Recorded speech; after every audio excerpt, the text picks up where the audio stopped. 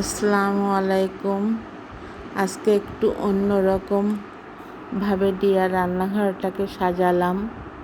এই খাবারগুলি আমার নিজের হাতে বানানো সব খাবার। তখন আমার কোনো চ্যানেল ছিল না, তাই ভিডিওগুলো ছাড়তে পারিনি। যখন যখন কোনো খাবার বানাতাম ছবি তুলে রেখে দিতাম নিজের মনের শান্তির জন্য।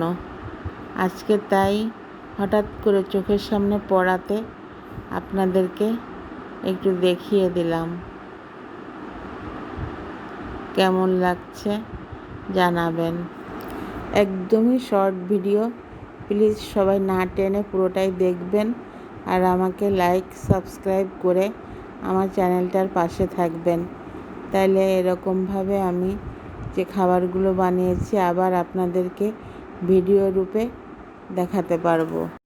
ইউটিউবে অনেকেরই রান্নার ভিডিও দেখতাম আর ভাবতাম যে আমার রান্নার একটা যদি চ্যানেল খুলতে পারতাম ভালো হতো।